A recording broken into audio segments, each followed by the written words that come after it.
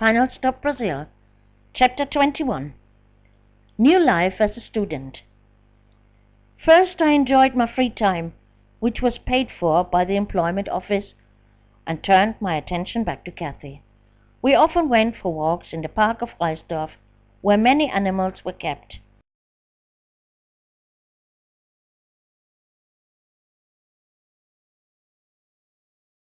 Or we drove to the Baltic Sea.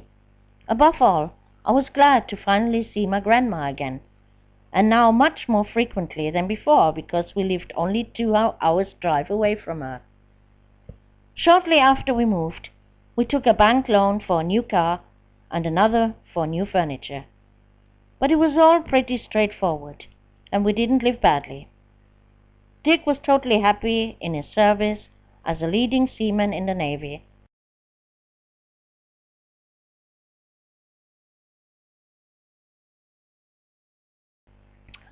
For me, it really didn't matter whether he was on exercise or at home, because we didn't have much in common, except that we both liked to eat, and that very soon showed on my part. My inner unhappiness and my unrequited love for Tony I now replaced with food, and fell apart like a yeast cake. I was careless about my appearance, and what for? I used no makeup, did not care for my hair, and with the 19 kilos I carried around with my 1 meter 52 height, I not only looked like an old woman, but felt like one. Of course, I was in no way attractive to Dirk, but I didn't want to be, at all. We already lived more like brother and sister, side by side. In our neighborhood lived a young family, Jutta and Jürgen, with their 2 daughters. Nina was the same age as Kathy, and, just like the 2 girls, we parents became friends soon. Kathy, who had discovered her passion for horse riding and now regularly received lessons, spent most of her time at the stables, and if she wasn't staying there, she was with Nina, and I often sat with Jutta for coffee. But I felt underutilized and less satisfied. Had this been my life? As the cold winter was over and it turned spring, I often took solitary walks on the beach. By car, we lived only half an hour away from the beach. There at the water, I was able to quite reflect on my life. Was I happy the way I was living now? Decidedly not. I still thought very much about Tony. I missed him so much that it tore my heart, and the nightmares also remained with me. Often I suffered from terrible migraines. I had such severe headaches that I had to throw up regularly in pain. Almost every day I took strong painkillers, even if I had no pain. One day I sat at the beach looking at the waves of the Baltic Sea and decided, as it is now, I can't continue like this. I have to get a grip on my life again. And the solution for this I got almost presented on a silver platter. First I reported to the local employment office seeking employment. The clerk was very nice, and as he looked at my certification, he remarked that it was a pity I had not finished my training, because here in Kiel, where the unemployment rate was much higher than in the rest of the federal territory, was little chance for me for a job without any training. Industry and factories here in the north were rare. This was exactly why my father had gone to the Sauerland.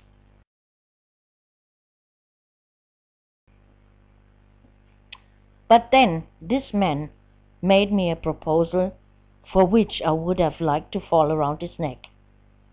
Would you be prepared to finish your O-level for the intermediate school and maybe even make up for the A-level? We support this in the adult education, and you would be paid a so-called maintenance allowance. Of course I would. At last my chance had come.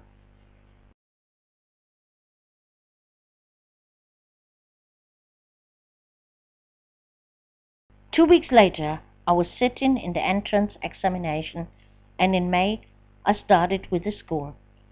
I would in just half a year complete the O-level with an intermediate certificate, do my A-level in order to follow my technical diploma in the field of economics. It certainly wasn't easy. The course material for usually 1 year was cramped in half of the time, and to make matters worse, shortly after the beginning of school, my parents-in-law fell in like intruders. Besides studying, I had another fight with my mother-in-law in our guerrilla warfare. She was complaining about absolutely everything, and it should not remain without consequences, of course. That she didn't like our old apartment, which was actually very comfortable, but for her it appeared not befitting her to her son. After them, Elke and Rainer followed to visit because we were so practically on the way to the Baltic Sea. Elke had retained the custom of calling me regularly, and I got used to being willy-nilly her emotional dustbin. "Why don't you have any children?" I asked her when we were alone. "Rainer doesn't want children, and besides, only on Rainer's salary we couldn't live with a child. If I wouldn't work any more," she explained with a hint of bitterness. I replied, "Others can manage it also, and as a civil servant Rainer receives a child allowance." After a short deliberation I added, "I've done it with only one salary." Then she replied, "But not with 4 packs of cigarettes a day, 2 for him, 2 for me, and every 2 days a new crate of beer. Not to mention that every 2 years we need a new car." So this was the sample marriage, the ideal way of life that my parents had in mind for Elke and me. "Why don't you file for divorce?" I asked her once again. "Because alone I could never live off the small salary I earn in the supermarket. I would never have enough money to stretch backward or forward, especially not for an apartment of my own, let alone furniture. And the idea of a car I could completely abandon," was her reply. "So you stay with your husband and watch him get drunk every day just to have nice furniture and a car?" I asked incredulously. Elke now had tears in her eyes. This was the result of the fact that my parents had not sent us to the high school. We were all caught in the marriage trap. "It's your decision. Nobody can take this from you. Then help Rainer at least to come down from the alcohol. Send him to withdrawal. Remember, you only live once." My sister was so busy with her own problems she didn't even notice my excess weight, which was due, of course, to my own unhappy marriage and unfulfilled love. What made me laugh, though, was Elke's report that our oldest sister now lived alone and exactly where Hartmut's parents lived, in the oh-so-antisocial area, and was already grandma since 1 year of a grandchild whose father was the younger brother of Hartmut. Our niece, this former ape-like baby, had become a mother at the age of 16. And all this was for my parents suddenly the most normal thing in the world. After this conversation, however, I had in respect to my problems my own enlightenment, and I knew at once what I had to do. In due course I would file for divorce from Dirk, because I was not willing any more to spend the rest of my life on the side of a man for whom I didn't feel anything. I would rather live alone, and the first step was already made. I lived far away from my parents and their influence. I could do just what I wanted. The next step was already in preparation. I worked hard to establish my career, enabling me to find professional ground and never again be dependent on anyone. If I wasn't allowed to be happy with the man I loved, then at least I wanted to be alone and financially independent. Every day I studied for the school and the tests, and actually I reached the best results and scores. I also found new friends again soon. Above all of them, I liked very much Inge and Susanne, shortly called Susie. After school we began to meet privately, wandering around in the city of Kiel, going to the movies or dancing. Slowly but surely I returned to real life, and I had my hair cut and dyed because I was tired to be the little blonde and idiot. With a tough diet my extra pounds were tumbling down. In addition, I went with Inge regularly for swimming and sometimes jogged across our park. Dirk, of course, perceived my external and internal change, which didn't fit him in the stuff at all. For him, I had somehow become a surrogate mother who sat well secured at home.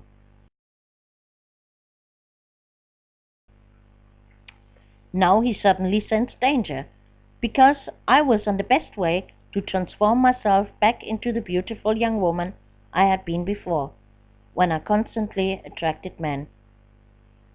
The three of us went to cinema and watched the film The Color Purple. This was the first time I could laugh again, heartily and freely, since the painful separation from Tony. Although the story was quite tragic in itself, there was a scene in the film when this white woman sat for the first time alone in her car after she had left her black convict with her family, and now the car whizzing forward and backward, the woman entering in panic more and more.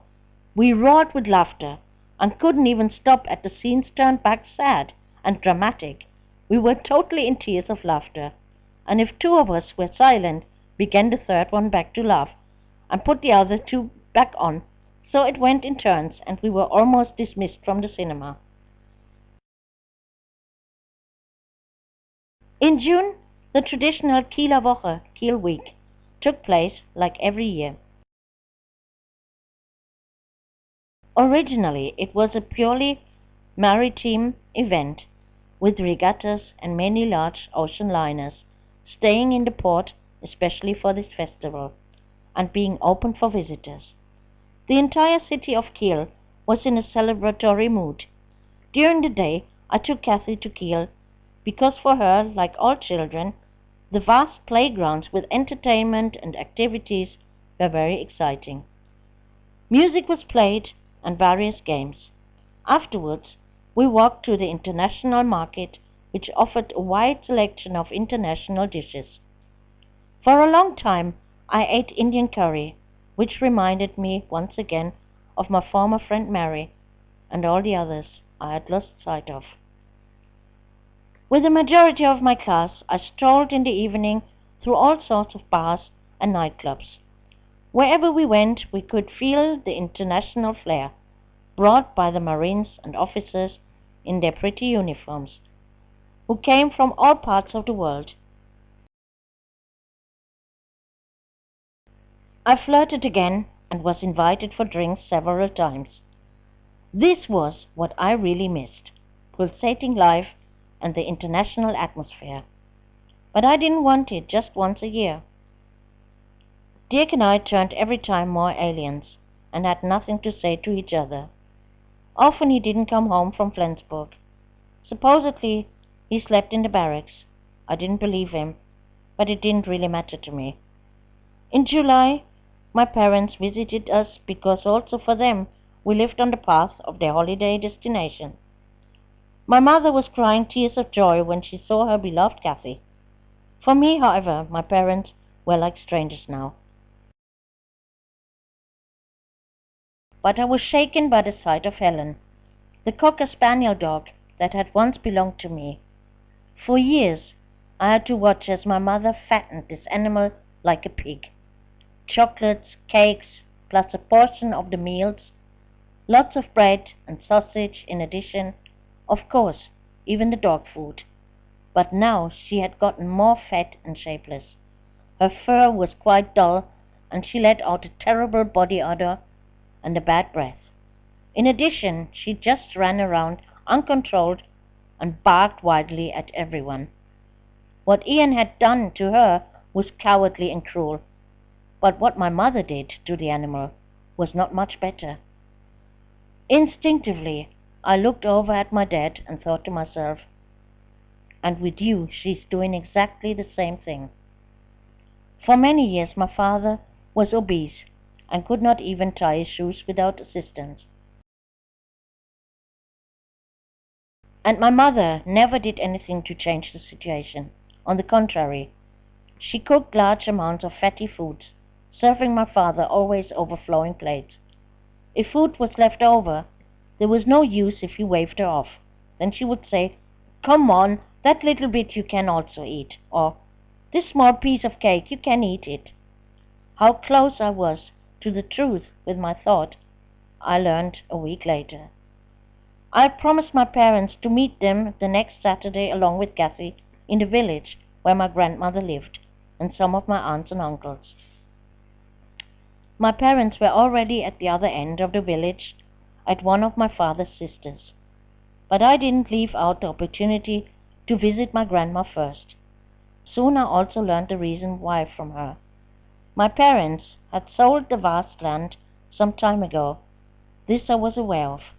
We three sisters had received each a portion of the proceeds from the sale, and the rest was deposited in a savings account. The buyer promised a huge garden with fruits, vegetables, salads, and flowers. The vital substance of my grandmother could be further on processed by her, and she should continue to have free access as before. But now he had changed his mind and notified my grandma in a letter that he would tear down the straw house and build on a huge parcel a great big house. Thus my grandmother lost her sense of life. It happened because she had changed the owner of the land officially into the name of my mother before her death, to spare my mother the inheritance tax. All of her energy and her humor was gone, and I could guess that my beloved grandmother wouldn't be there for me much longer. I hugged her tight and promised to visit her much more often than now. I wasn't really in the mood for a family reunion, but still I went to my aunt's where everybody was already waiting. Plenty of grilled meat and liquor was on the tables. Helen ran barking through the area, and I kept thinking, the poor dog can't help it. But this is an affront to everybody who was being visited by my parents, above all my grandmother. Where my parents stayed, of course. My father was unusually quiet and serious, and I noticed that he sometimes made a face as if he was in pain. Moreover, his face was covered with sweat. But it was very hot that day, and so I thought nothing further of it. But my aunt had become aware of it too, and asked him whether he was in pain. My arm hurt so much, he complained. My mother didn't even respond, in contrast to my aunt, who was then alerted and asked, "When were you last for an ECG?" He didn't remember. The pain became worse, and he admitted that he already felt it for a few days. "I prefer to call a doctor." My aunt jumped up now. However, my mother appeased her that it certainly wasn't all too bad. Half an hour later, my father broke down with a heart attack. It had almost been too late when the ambulance arrived, but my father had an iron will to live. My mother was the only one who was allowed to the intensive care after his condition had stabilized somewhat. She later said that he was crying constantly, that he should not die before my mother. She would not get along without him. Later in the attic of my grandmother, Kathy and me didn't go home this Saturday night. My mother cried, but not about my father. No, she wept for the lost holidays. My grandma and I exchanged horrified glances. Her biggest problem was, at this moment, that she couldn't drive the car of my father, because it was a normal car with clutch and gears. In this village, a bus passed only twice a day, and to count on the relatives she didn't need, they certainly wouldn't do the taxi service for her. So there was no way to come to the hospital or somewhere else.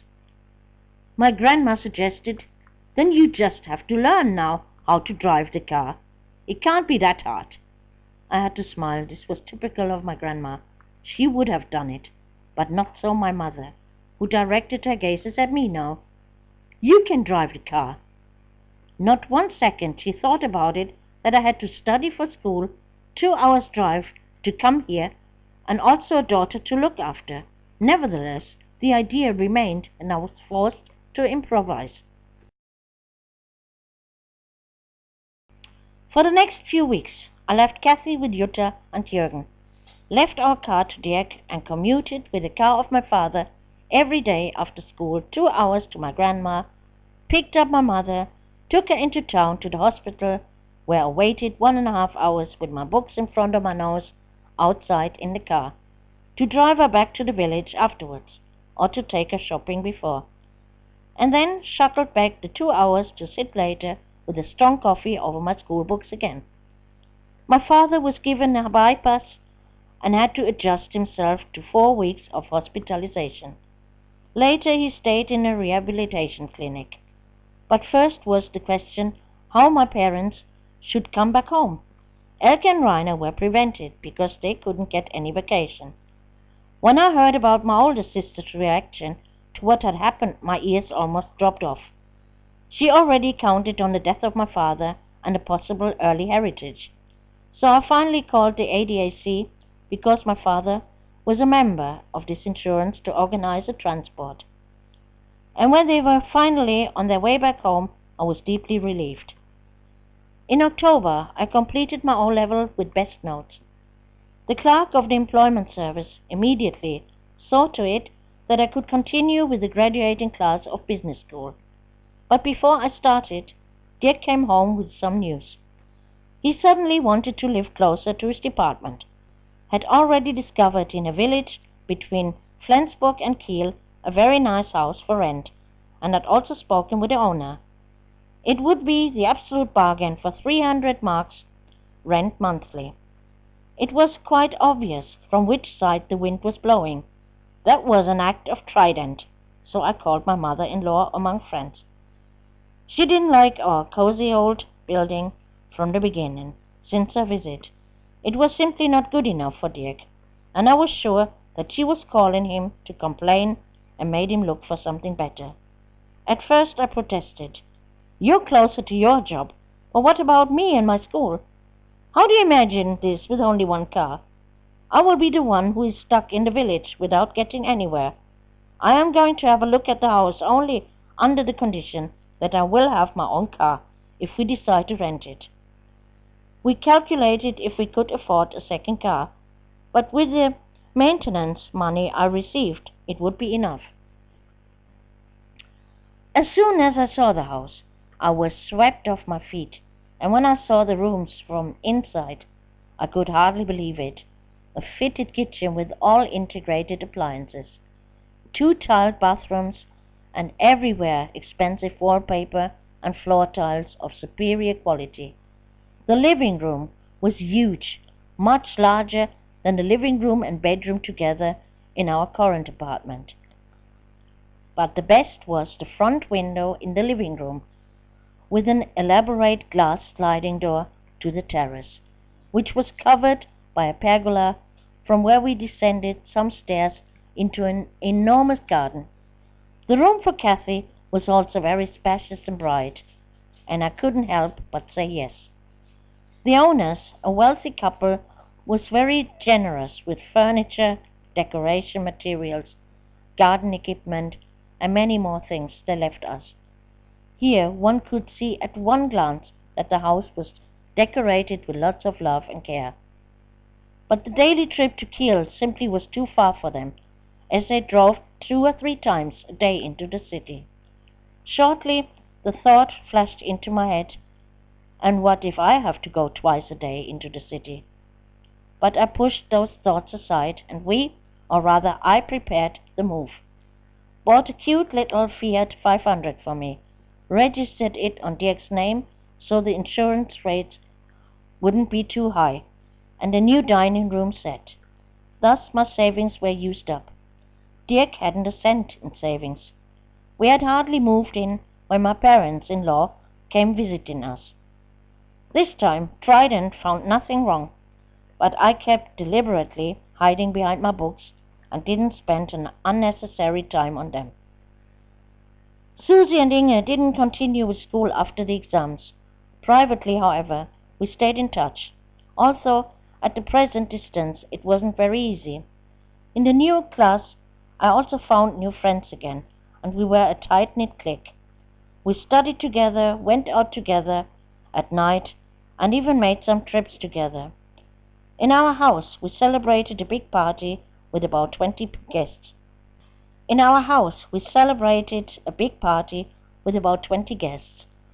Of which 15 stayed overnight. They spread everywhere. even into the pantry, where Klaus made his bed in our inflated rubber dinghy. We had barbecue, drank, danced, flirted, and the first couples were formed. Jörg, one of my colleagues, had his eyes on me. Not only I, but also Dirk took notice of this, and wasn't too enthusiastic about it. We wouldn't let him spoil our mood, though. The hangover breakfast the next morning, with everybody together, was almost more fun than the night before. Helga returned the favor when she invited our whole gang to come with her to Wiek on Fur, a North Sea island. There she had lived with her parents before she came to Kiel. In icy cold November, we all went, including Kathy, on the island and stayed on the huge farm of her parents, where we were very well served with food and entertainment. Since Kathy had the option to ride horses how she pleased, it was fun for her too.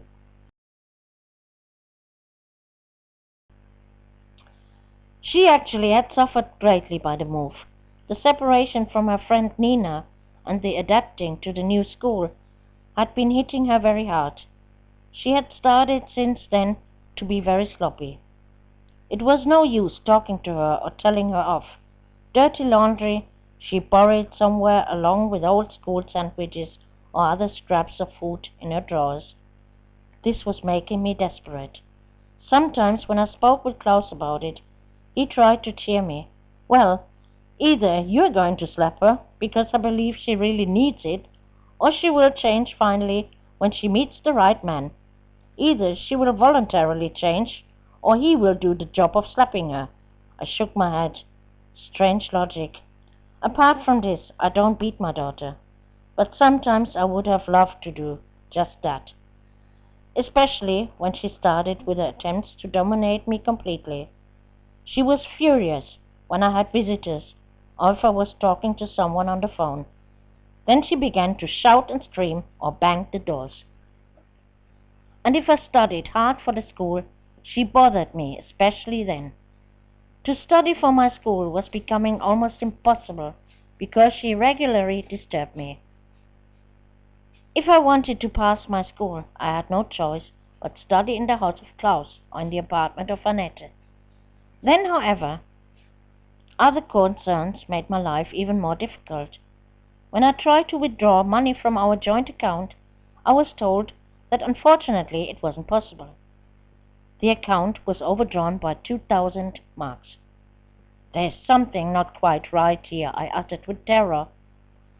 But the listed account activity showed here 400 marks, there 200, as 150, again 300, again, and so on had been drawn from the account. I asked whether the bank clerk could check where the money was withdrawn. Nevertheless, I could already imagine the response. He typed something into his computer and showed me the result. Each time it was in Flensburg. My God, what had Dirk done with all the money? That same evening I took him to task. At first he was silent, then suddenly began to cry like a little boy. Verdaddelt. I didn't quite understand what he meant, and he repeated, Verdaddelt. I gambled on slot machines. I totally freaked out and screamed with anger, but he assured me that he would make up for it again. After 3 days, in which I practically stayed without a cent and had to borrow money for the most necessary things of my friends, he came home with 2,000 marks. He gave me 500 and promised to pay the rest into our account. But I didn't put up just like that with so much irresponsibility. It was simply not acceptable. So I went the next day after school to a bank, opened an account, and instructed the employment service to pay my money on this bank account. When Dirk realized this, he was frantic. I assumed no good and checked our joint account. Of course, he had not paid, as he promised, the 1,500 marks to the account, but only 1,000. What on earth did he do with all that money? Could it be that he actually gambled away everything? I discussed my worries with Klaus. "Have you ever thought about it that Dirk might be addicted?" he asked. Addicted?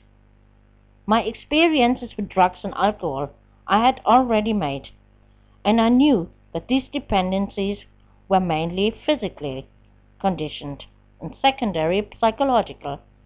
But gambling addiction, of this I had never heard before, and could not quite imagine what this should consist of the physical dependence. Klaus searched the internet for relevant sites and found an address of anonymous gamblers. He handed me his phone and told me to call there at once. Information can never hurt. Any type of addiction is dangerous. The man on the phone asked me to come by personally, because on the telephone he was reluctant to give any information.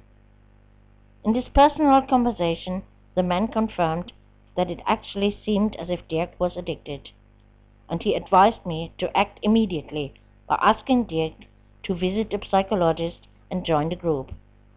If he refuses, there's only one solution: separation, before he gambles away the house and yard. In Germany, there are tens of thousands of gamblers who not only draw themselves to ruin, but their entire families.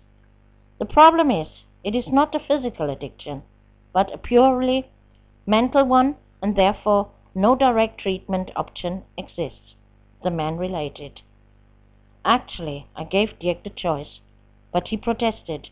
"I'm not crazy. I don't need a psychologist." And there was nothing I could do. He simply refused a treatment of a psychologist. But at least he agreed, after days of controversy, to go to the group.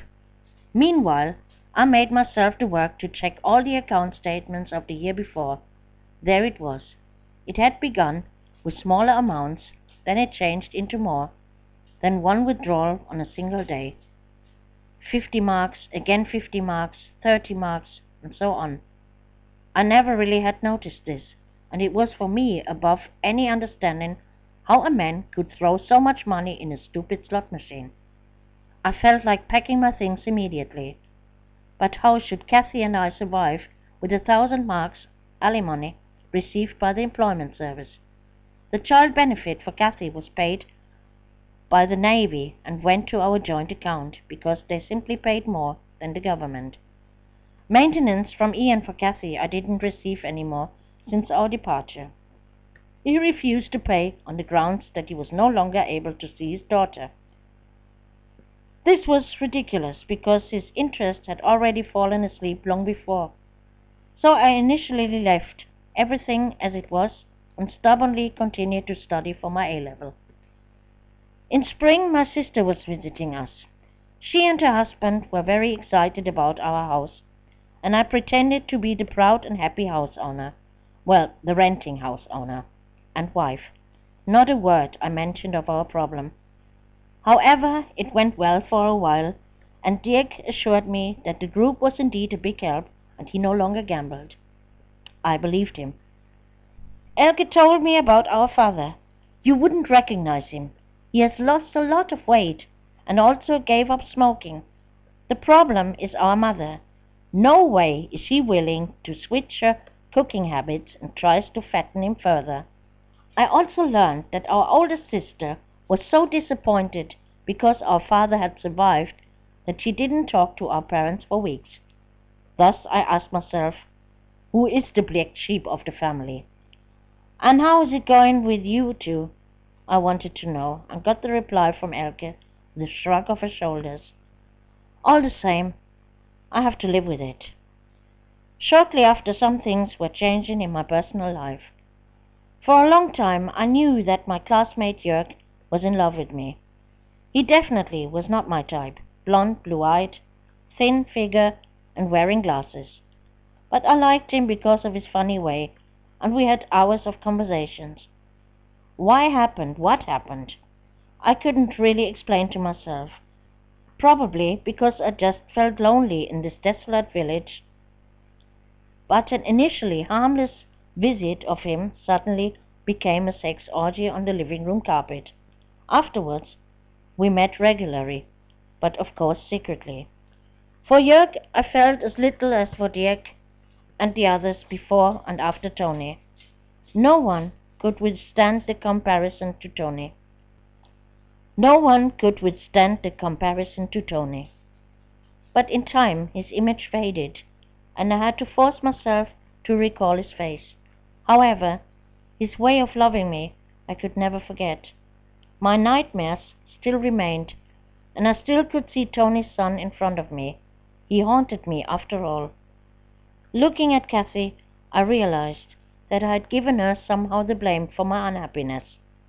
It was more unconsciously than consciously, and I tried hard to never make her feel this. In the little time that remained, I tried to give her as much love and attention as possible, but she probably already sensed, even then, that a barrier existed between us and would always remain. Since they had become curious about our house, my parents finally came to see it in the early summer. I was not thrilled, because I was busy with my books for the final exams, but I forced myself to make the guide for them and took them for rides to Rendsburg, Eckernförde, Flensburg, and all the places at the Baltic Sea they didn't know yet.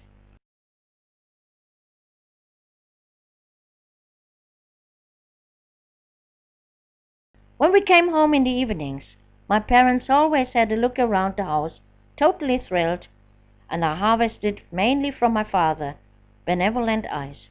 I was finally rehabilitated for them.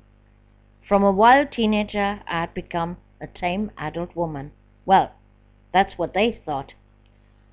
All the more shocked they were when they had to learn, only 4 weeks later, that I had moved out with Kathy in a night and fog action and initially stayed with Annette. Again, I had to listen to invective accusations. How could you just leave that beautiful house? Dirk has always been nice. Certainly there is another man causing this. Sure, for them I was of course again the only culprit. They didn't have a suspicion of what had really happened. Shortly after my parents had returned home, I had in fact found, while washing out the cupboards, a contract for credit in the amount of 30,000 marks. Closed exactly the time when he came home with the 2,000 marks and told me the money was from his parents. In the ensuing controversy, turned out he had lost everything gambling and had not a single Deutschmark left over. I insulted him to the worst, whereupon he struck me with his fist so hard in the face that I was knocked down. Then he packed some of his things, grabbed also my car keys, all documents, and disappeared. In desperation, I called Jörg, who immediately jumped into his car to fetch me and Kathy from the house. Annette, who was merely the only one of my friends who had an apartment for herself, instead of living with the parents, was immediately ready to receive us. I filed for divorce, which opened up a rather bitter mudslinging. The lawyer, to whom I immediately turned, listened initially to everything I told him, but then made me aware that the debts, just like the household, had to be divided, and our joint debt had aggregated, together with the loan for the furniture, the loan for the car, and the overdraft of the account, at close to 50,000 marks. How should I pay off a debt of 25,000 marks? But the lawyer encouraged me by assuring that he would do everything possible to prove that I didn't cause the loan of 30,000. Neither had it been signed by me, and that I didn't even know about it. This loan and the loan for the car had no signature from me. Above all, he saw a good chance to make clear what Dirk had used this money for. Besides, if he kept this car, he would have to pay for the installments too. The purchases I had made from my savings, such as furniture and the Fiat, according to the law, unfortunately, would have to be shared. My immediate future looked pretty bleak, and I was about to quit the school. But my friends proved to be real friends. Annette assured me again and again, "You and Kathy You can stay as long as you want. Jörg came to pick us up each day, dropped Kathy off at her new school in Kiel, brought me and Annette to school, took us to go shopping or on other ways that I had to do. Klaus helped me find an apartment because in the long run, of course, I didn't want to live with Annette. Also, we got on great with each other. Susie was there for me when I needed her and cheered me up with her humor when I was almost in despair. Finally, I actually found an apartment in the vicinity of the Kiel Center. 2-bedroom with balcony for 350 marks. Then my friends came together and organized a trailer for the car of Klaus to pick my furniture from the house. Dirk, however, had come ahead of us and had cleared everything. Only my personal things, such as records, photographs, documents, clothes, a lot of dishes and kitchen utensils were still there. Taken aback, we all looked around this empty house. Gerhard, one of my colleagues, put his hand on my shoulder in a friendly gesture. Don't worry, we'll help you.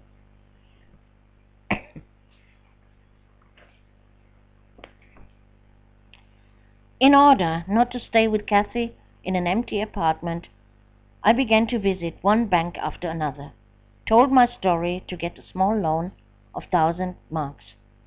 At first, no bank was willing to help me, but when I had almost given up hope, the former KKB, which is now called Citibank, gave me the money. In gratitude, I spontaneously moved my account to this bank. Gerhard organized wallpaper from somewhere, Klaus a carpet, Jörg donated lamps, and Susie came dragging along a futon for me. Annette washed our clothes in a washing machine, and Jörg took me to buy some cheap furniture. A small dining table with 3 chairs, a small brass glass table for the living room area to arrange in front of the chair bed, a bed made of pine for Kathy, and the money even-handed for a refrigerator and a small television.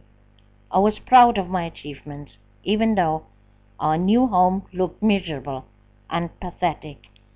But I swore to myself, now more than ever, I will not give up. The next terror, however, followed on the heels of the last one. Dirk sold the Fiat without my knowledge, for it was registered in his name, and there was nothing I could do to prevent this. But Jörg stood by me and continued to drive me everywhere in his car. If he didn't have time, then Klaus would lend me his car if I needed it. Then I received a low blow from yet another side. Kathy, who was already difficult enough, entered now into absolute battle with me. She was more aggressive than ever, tried to dispute where she could, and held shouting fits against me that I was to blame and not dead. Dirk had become her dad. The worst part was that I could not even blame her. How should she have understood that Dirk had ruined us with his addiction for gambling, and also the ugly scenes between us and the brutal punch she had not seen? As if all this wasn't enough, my parents announced they would visit us again, because it was rapidly going downhill with my grandmother now, and her doctor didn't give her much longer. Horrified, my parents shook their heads when they saw my half-empty apartment. And also, my pride actually didn't allow it. They gave me money and bought a new cabinet for the living room. Due to the preparing for the exams for my A-level, I never got to see my grandmother alive anymore. It only left me with a farewell from her at the funeral. My beloved grandma, 84 years old she had been, this strong and courageous woman who had lost her husband in World War II, to cope with her 2 children alone. Despite the danger from the Nazis and the Stasi, she had hid Jews and thus saved them from the gas chamber. She listened to the British radio station BBC to disclose information to opponents of the Nazis, even though she risked to be brought to a concentration camp herself. She never remarried, instead earned life for herself and the children as a nurse. I knew that I had inherited my toughness and the will to fight from her. During the funeral, I remembered the last time I had seen her alive. Since she had lung cancer in advanced stage, the doctor strictly forbade her to smoke. But my grandmother, of course, continued to smoke secretly, so my aunt would not catch her. On that day she had run out of cigarettes, and therefore was particularly pleased that I visited her.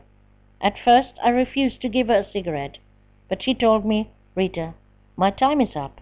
Smoking won't make any difference any more. On the contrary, that's all I have." And when we heard the steps of my aunt on the stairs, she quickly gave me the smouldering cigarette and answered the suspicious question of my aunt, "Did you smoke?" That, of course, it wasn't her smoking, but me, while grinning at me with a mischievous smile.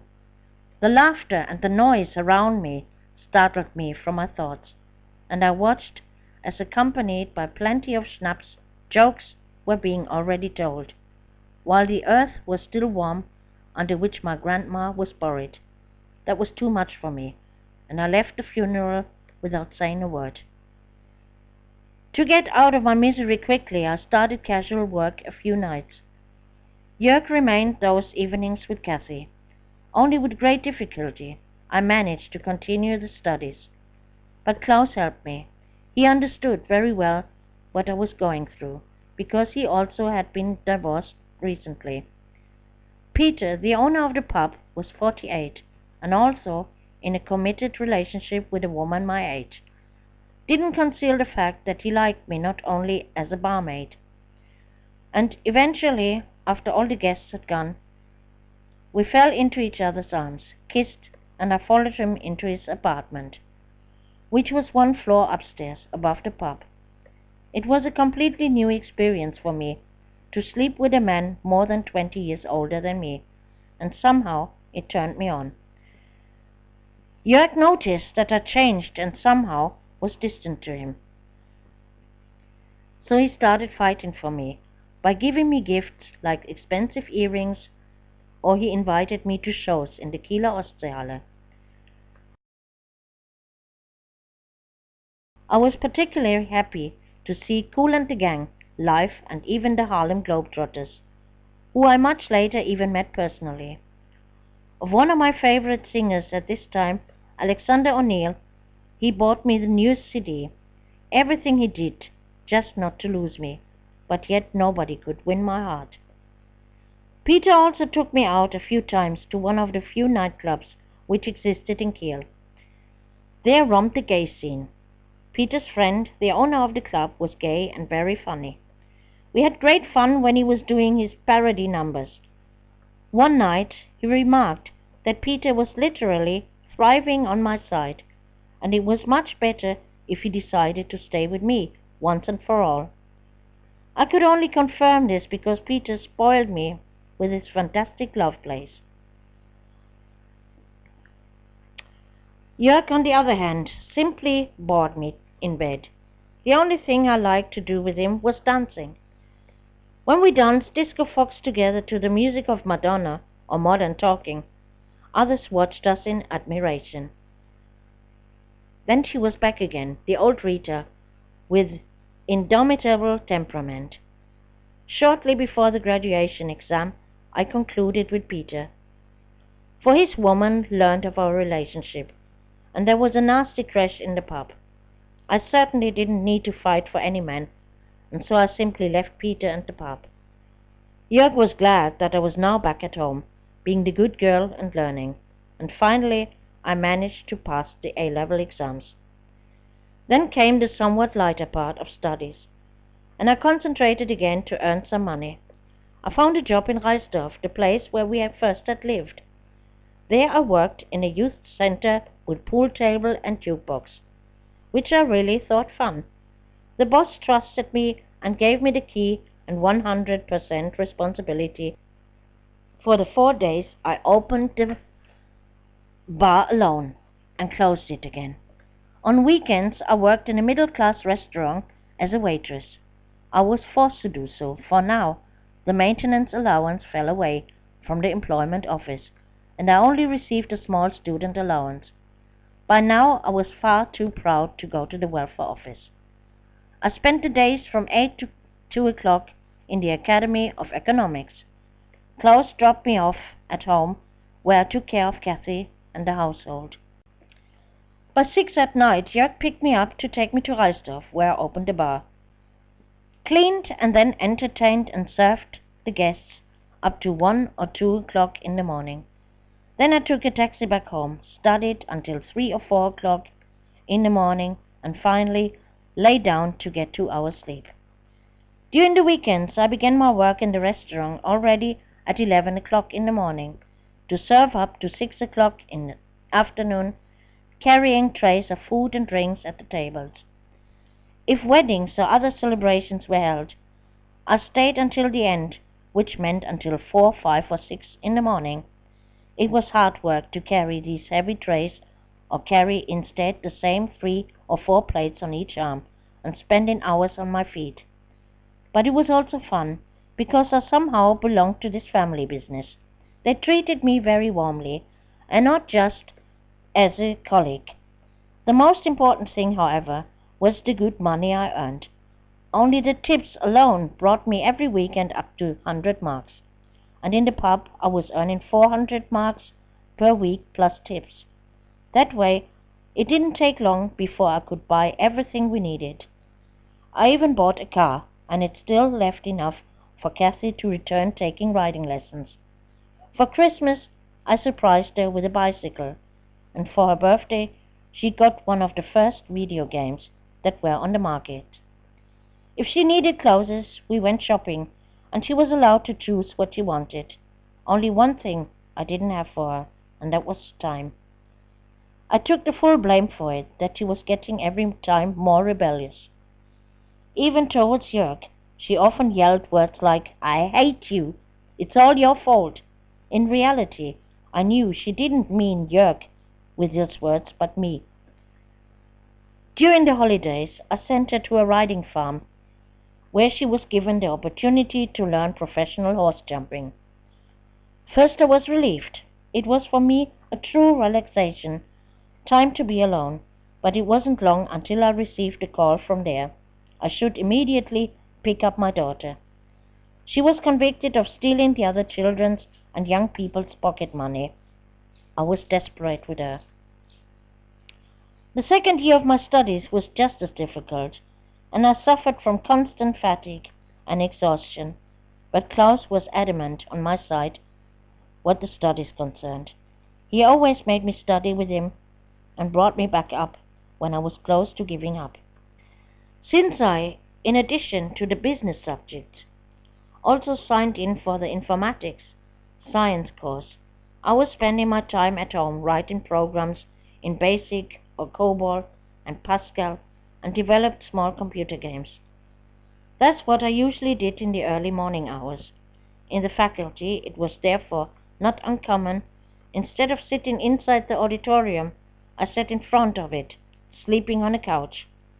Even when I was actually sat in the auditorium, I couldn't really follow what was going on because my eyes closed automatically. The lecturer in accounting prophesied to me, "You will never make it, and certainly not accounts. This is not for you." If my time allowed it, we sat in a group of 5 or 6 in Klaus' place, studying accounting, and tried cramming written programs on his PC, while Klaus took care of the ever-fresh coffee. One of our new colleagues, Jude, a Nigerian, had been the first black I saw for a long time. Like magic, I felt drawn to his dark skin color. Jude was not necessarily handsome, but I didn't care, and within a very short time he landed in my bed. Jude spoke perfect German, was married with 2 children, and had very clear ideas of what he would do after graduation. His plans were to establish his own import and export enterprises. Actually, I wasn't in the mood for talking.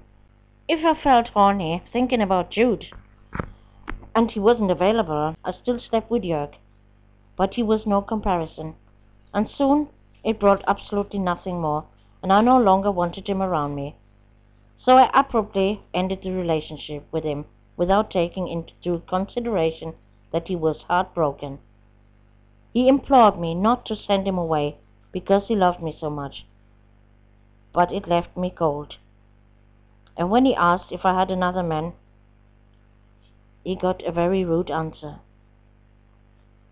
Horrified and deeply wounded, he looked at me and then left. I myself was shocked by my words. What was wrong with me? Why was I so cold? Would I ever again be able to love someone just as I had loved Tony? I began seriously to doubt that, because for Jude I also felt nothing. In the lecture hall I didn't even notice him. The worst part of the study had passed, and I could finally take a breath when I did an internship. Also, it was not easy with my night job, an internship during the day, and working in the restaurant at the weekend. But the worst thing I had done, and before the exam I pounded once again all my weaknesses, especially accounting. I wanted to show that stupid professor that I indeed could make it. Dirk, a fellow student who had struck me from the beginning, but with whom I never exchanged many words, asked me one day a few technical questions. So I offered him spontaneously to study together.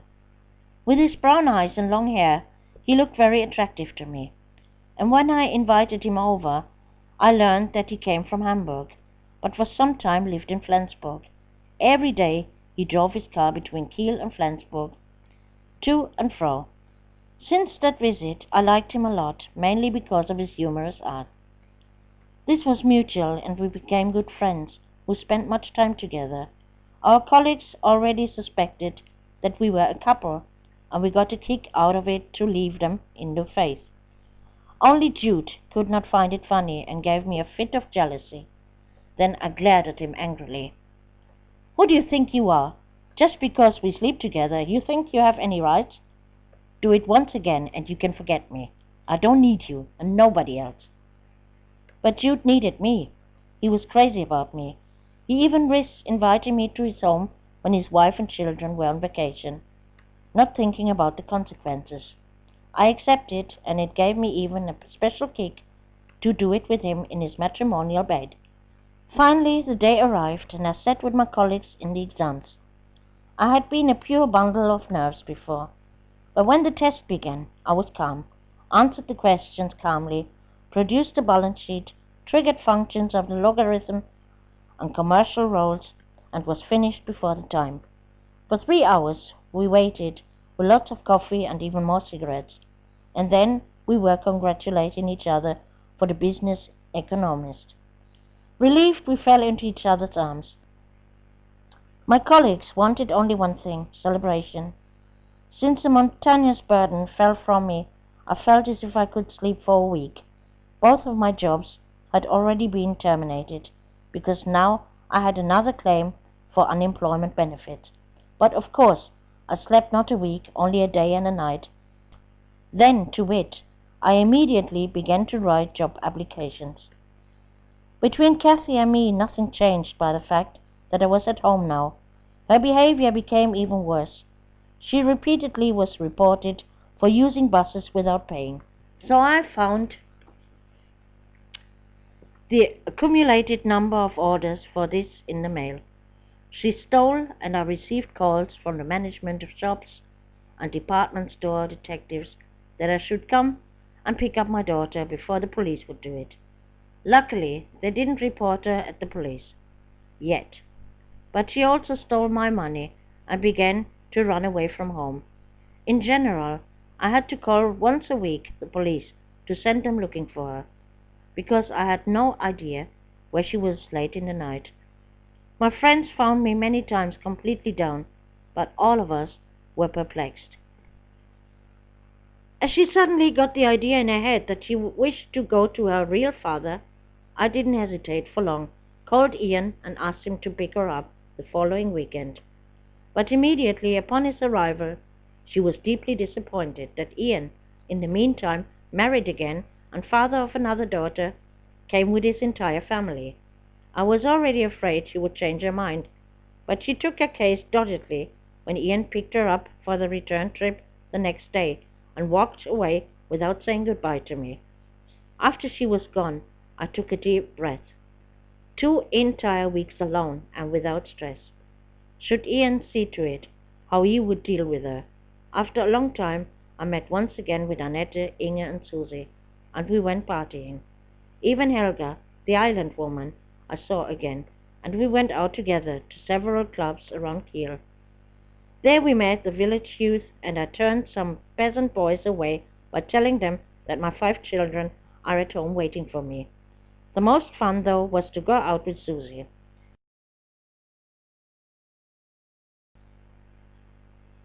Diagonally opposite, just a few meters away from my apartment, was a dance hall, playing mainly German disco music. This was absolutely not my type of place, but at least I was able to leave the car at home and have a few cocktails. It was always an interesting challenge to find men who would spend drinks on us.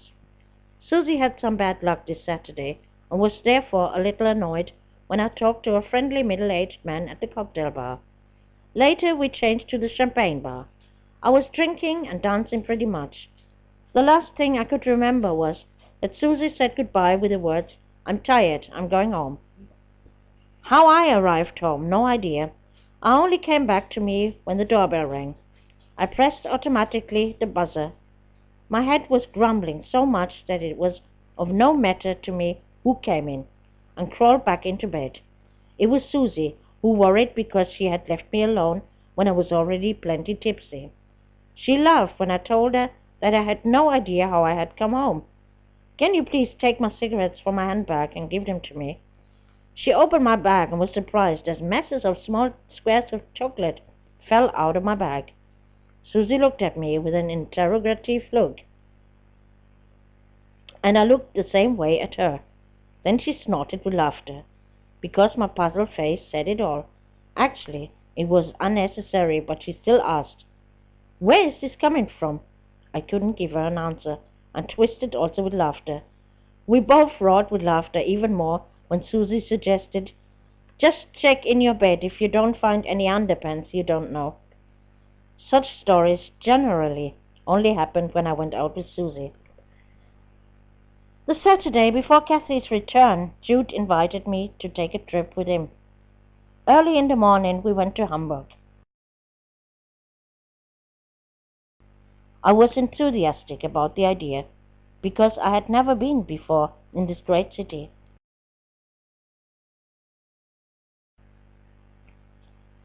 First we had breakfast in a cafe at the center, then strolled through the city, and I was amazed at the windows of the many stores. Kiel was already quite large, but compared to Hamburg, it was a village. At noon we ate at a fancy restaurant on the harbor, and then took a walk along the Ulster, a lake in the middle of the city.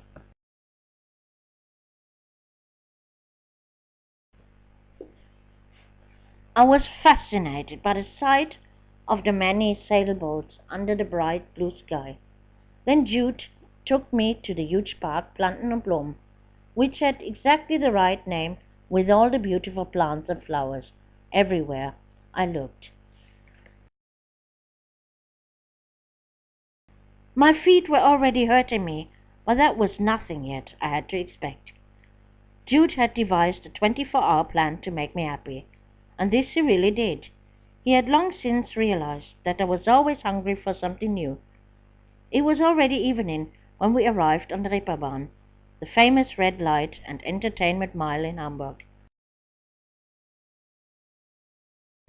Here we just took a snack in a fast food restaurant. Spellbound, I watched the going-on outside of the most sinful mile of Germany. The prostitutes took their positions at the street corners, while more and more tourists and locals of all possible nations flocked to the mile. For long I had not seen so many Afros and Asians.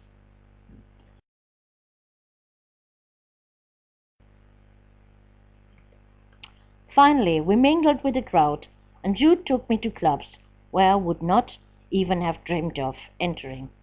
Strip clubs and peep shows. Jude pushed me into a booth, laughing and threw a 5-mark coin in a box. Then a window opened, and I could see how a woman, sprawled on a revolving stage, and now started to take off her already scanty clothes, slowly and provocatively. When she was naked, the window closed again. "Want to see more?" Jude asked me, who was standing behind me. I wanted to, so Jude threw another 5-mark coin in the box. The window opened again, and now I saw she was satisfying herself with sensual movements of her body.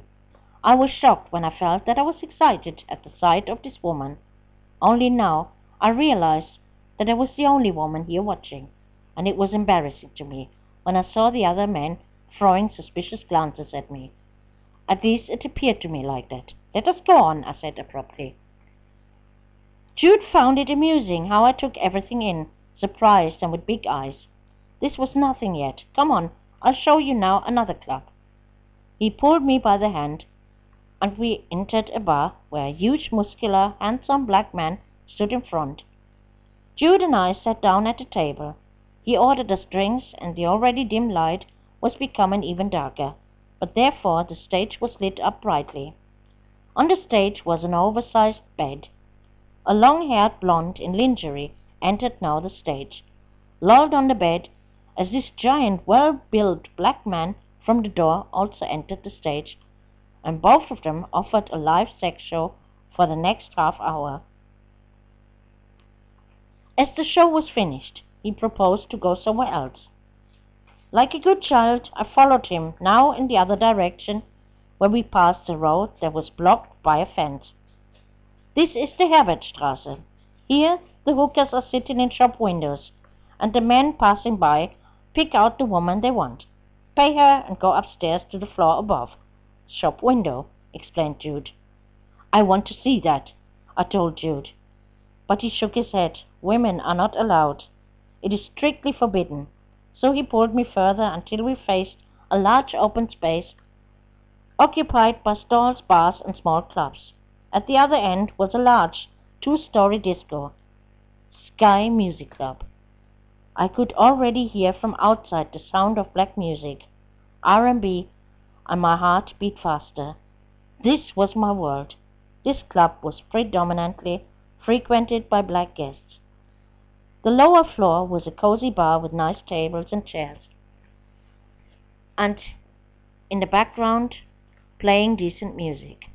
Not all too loud, so people could talk to each other. We walked up the stairs, and the music attracted me immediately to the dance floor. The atmosphere reminded me very much of my time in Menden, especially of the Point One, only except this year was much bigger. How long I danced or we stayed there I didn't know. Only my feet hurt so much that I was dancing bare feet. It was already bright sunshine outside when we climbed into the car and were on our way back. When Jude came out with, "Rita, I love you. I want you all for myself. I will get divorced." This brought me quickly back on the floor of the facts. "Are you crazy?" "Jude, I like you, but I don't love you, and I don't want any fixed relationship." With those words, I straightened my clothes and asked Jude to drive me home. After that, I refused to see him and invented always new excuses when he called. Kathy came back, not with Ian, but to my surprise with Elke and Rainer. They had wanted to give me notice on the phone, but I had never been at home. Did I hear a slight allegation out of this? After only a few days, they had been already stressed, not with Ian, but it was Kathy, who was jealous of the younger half-sister and Ian's wife. More explanation I didn't need. I already knew my daughter well enough, who now defiantly remarked, "I don't want ever to go back there."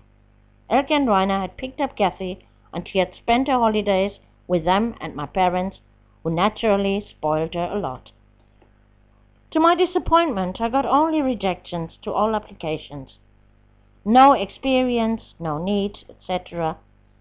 In Klaus' home, taking coffee together with his new lodger Hansi, we discussed the problem. Kiel was a very nice city, and I felt very well here, not only because of all my friends I had here, but by that alone nobody could live. Klaus was the lucky one to have found a position at the telecom. There, however, they only hired male applicants. Privately, he appeared to have found his luck because he told me that he intended to get married again. For several months now, he had a long-distance relationship with Silke. Silke was a likable young woman with a son. She came from Westphalia, just like me, and became friends very quickly with me. Although I liked her, I was a bit reluctant because she talked too much for my taste. She managed to tell me on one afternoon her entire life story, almost without having to breathe in between. If she called me, the telephone was her biggest passion. I could only do one thing, put a big cup of coffee next to the phone and a pack of cigarettes. So I was prepared for the next 2 hours in which I wouldn't do anything other than listen. Annette had separated from her boyfriend and was now going out with Hansi. Only Susie, Helga and I were singles, and this would probably also remain so for all eternity. Helga had meanwhile moved to Hamburg, where she found a good job at a mail order. Why don't I do this too, I thought. I discussed this issue with Dirk, who I called affectionately Bushy, because of his last name, Buschmann. He was from Hamburg and assured me that I would definitely find a job there. He himself even thought of returning to Hamburg, because where he lived in Flensburg, the employment situation was much worse than in Kiel. The more I thought about it, the more I liked the idea, especially when I recalled the beautiful day with Jude in Hamburg. One day I took Kathy aside and explained to her that I had been sending a number of applications to Hamburg and was planning to move there if I would actually find a job. Kathy, who had found new friends here, went regularly for horse riding and synchronized swimming, made a face and protested, understandably. But I made perfectly clear to her by explaining that she would have to give up her hobbies as well as pocket money and clothes if my unemployment benefits would be deleted. This would not happen yet, but 1 year was over fast, and I wasn't intending to wait until I possessed no more money. Several weeks passed. Absolutely nothing happened, but then suddenly the letters became more frequent, and after a week I already had more than 20 invitations for an interview. Bushy, who now came by often to join us for dinner or just for a coffee and possessed a surprisingly good line to Kathy, grabbed a map of Hamburg from his car and began to work out a route for me, for the best and shortest path, so I would come directly from one to another address. Sometimes I still got lost, even in Kiel. How should it only be in Hamburg? I was full of fear and worry. Therefore, Bushy was drawing only 6 addresses in the plan, because more I wouldn't make in one day. So I agreed with these 6 companies' interviews for the same day. Then my great day had come. Back and forth from south to north I passed through Hamburg, partly in a traffic jam, partly getting lost because I had missed a certain road. Also, the sweat was dripping from my forehead, and I was under insane pressure of time. I was totally cool during the interviews. The first 3 employers told me they would let me know their decision during the next few days. But then, bingo! In Hamburg-Stellingen, the relatively young head of a canteen kitchen, which prepared and delivered food for offices, companies, and private persons, was immediately surrendered by my notes as well as me, beside the fact that he was under heavy pressure to find a new accountant. The present accountant was still there, but she had already put in notice.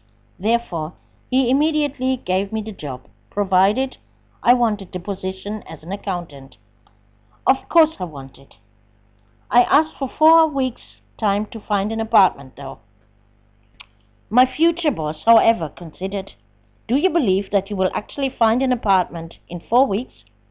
It is easier to find a job than a place to stay in Hamburg." I was so optimistic that I just thought, The sky is the limit. Happy and high-spirited, I drove instead of home first right into the center of Hamburg, discovered on the way an Indian restaurant, and allowed myself initially an Indian curry. Then I landed in front of the Hamburger Dom on the Heiligengeistfeld, a huge place which was 3 or 4 times a year a fairground with many different types of rides, food stalls, and many other attractions. I strolled over this huge place, eating an ice cream, and was already in love with the city. The apartment search was depressing. It was simply nothing to find, and what I found was too expensive. For 2,000 marks monthly rent, I could have immediately found something. The time was running against me, and I was nervous, because commuting every day from Hamburg to Kiel and spending perhaps 2 hours in a traffic jam that I certainly didn't want to give me. Hesitant and thoughtful, Bushy then made a suggestion. "What do you think of it if you live first with my parents?" That, however, would be on the other end of Hamburg, in the south. I already assumed that the thing had to have a hook, and hesitated until he was coming to the point. "My parents are a little weird, and would never let a stranger live with them. In fact, no one at all, because my mother holds the upper floor reserved for me, hoping that I'll return to Hamburg." I already knew what would come next, and had to laugh out loud when he continued with his explanation. "I'll introduce you to them as my girlfriend, and explain that you are temporarily staying there until you found something else." Doubtfully, I asked, "And you think this will function and go well?" Bushy laughed confidently. "Sure, why not? And once you have a foot in the door there, then you will also find an apartment a lot easier than from here." So off we went together on the way to Hamburg to my parents-in-law. As a good girl, I had bought a bunch of flowers before, which now almost withered, as we were stuck 2 hours in a traffic jam in front of the Elbtunnel. "You will have to get used to this," Bushy grinned. In response, I just rolled my eyes. Quickly, we came to an agreement with his parents, and they even refused to require rent from me, because I was indeed Bushy's girlfriend. 2 rooms furnished with a bathroom, but no kitchen. However, this wasn't tragic at all, because my new employer had assured me I could take food from the kitchen every day for me and Kathy. During the weekends, we would just have to eat at McDonald's. Full of hope, his mother directed herself at me. "Well, then Dirk is also coming soon to Hamburg, when he lets you come here already." Bushy and I exchanged glances, which his parents indicated completely wrong. On the way back, we discussed the problem about what I would do with my own furniture in the meantime. But it was Bushy again who found an answer. "We're going to look for a warehouse in Kiel, where you can rent a few square meters. Your things will stand guarded, warm and dry." Spontaneously, I put both arms around his neck and gave him a big kiss on the cheek, which made him almost roaring into the left-hand lane. Bushy found indeed a storage for 70 marks monthly, which appeared to be capable. After all, I didn't have to pay any rent, and also food I didn't need to buy. Therefore, these 70 marks wouldn't hurt me. Shortly before I moved, I went off with Bushy to handle all the shopping for my farewell party.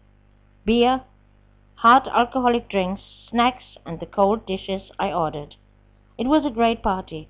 Between the already packed boxes and crates, all my friends came. Susie, Inge and her husband, Annette and Hansi, Klaus and Silke, and many of my former classmates. When I looked around, I knew that I would miss them all. I was in the kitchen to fetch new drinks from the fridge as Bushy followed me, closing the door behind him. To my surprise, grabbed me, pulled me into his arms to kiss me passionately. It was a long kiss, and I felt since very long something other than only sexual arousal. A hot and cold wave, then a warm, cozy feeling of security flooded my body. My heart beat wildly. Then the door flew open, and Annette, was standing in the door. Almost outraged, she said, "So, then it is true. What was all the time your hide-and-seek game for, telling us you're just friends? We are not blind and not in kindergarten. Why did you make this secrecy before your friends?" I was so confused that I didn't know what to say. I looked at Bushy, seeking for help, who merely grinned, then took beer bottles from the refrigerator and left the kitchen. Without comment, he left me standing there dumbfounded. During the evening, nothing more passed between us, other than the usual friendly banter. But I suddenly saw Bushy with very different eyes. Could it be that I had fallen in love with him? After I spent sleepless hours next to him, lying beside me, sleeping peacefully and deeply, caused by the booze, he finally awoke and complained about back pain. "Give me a massage for my back," he urged me, as if it was the most natural thing in the world. I sat on top of him and began to massage him, which suddenly excited me a lot. This he realized, of course, and while I still worked my hands down his back, escaped him jokingly, "What's up? Are you getting an orgasm or what?" Abruptly, I got up. "Asshole," I hissed at him, and started to prepare coffee for the whole gang that stayed overnight with me. Only my former classmates, Inge and her husband, had gone home at night. The hardcore had taken hold on sofa beds and flooring. Kathy shared willy-nilly her bed with Susie. After breakfast, the men began to load the things into the rented van. We, the women, did the clean-up and tidy-up, then waited for the return of the men from the storage to load our personal belongings into the car. When it was time to say goodbye, it struck me very hard. These friends to whom I went in and out of their homes, knew their families, and with whom I shared joy and tears, had become to me like a family. Bushy hugged me and said, "Don't worry, little one. Next weekend I'll come to visit you." No sign of any deeper feelings on his part. So our adventure began into the big city.